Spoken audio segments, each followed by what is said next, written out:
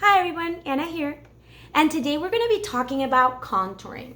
Although there's a lot of different ways to do contouring, we're going to be emphasizing today on the type of contouring that is to accentuate your natural features and to create depth in the face. We're not going to be talking about the one to restructure your features. That can be another class. The first thing we do want to make sure you know is that you want to make sure that you keep your contour colors within the same undertone. So if you're a pink undertone or a yellow undertone, olive undertone, your darker tones that you use to contour should stay within that same undertone so it doesn't get muddy in the face. The other thing is that we're going to be using powder products today. I'm going to be using the NYX contour palette because I just like that they have cool and warm tones. But there's a lot of other brands in the market that have the same. We're going to be using a slanted fluffy brush for the contour. I use this other side to do the highlighter, but today I'm going to just do contour. And it's important to know that because it's powder, we're going to have to start layering and starting with lighter colors to go into deeper colors if we want it.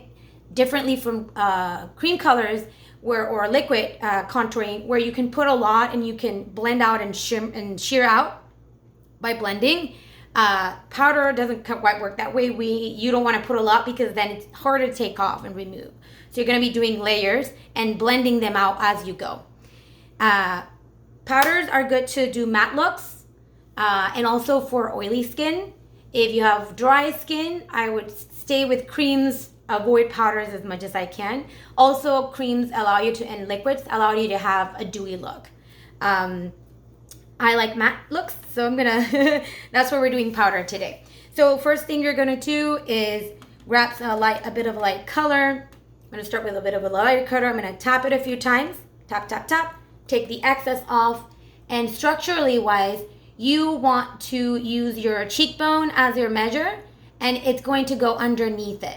Starting in where your jaw opened in front of your ear right here and in direction towards your lip, but you're not going to go all the way down here.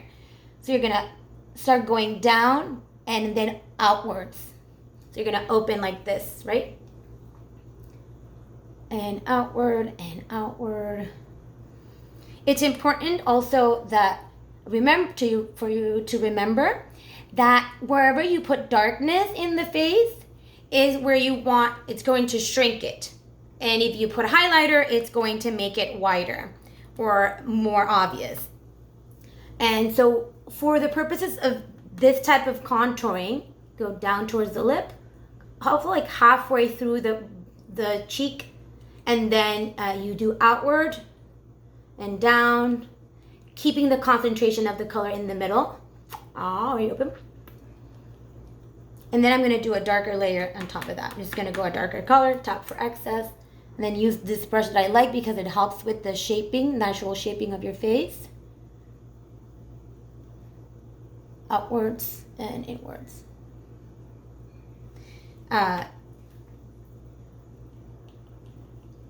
When you're doing this type of contour, it is for a more natural look, because you're just kind of giving some depth and some contrast back to your face after you put your foundation, which is the only thing I had on when I started. The forehead, you don't always have to contour. I have more than two fingers on my temple, so I usually contour a little bit to make it seem a little bit smaller.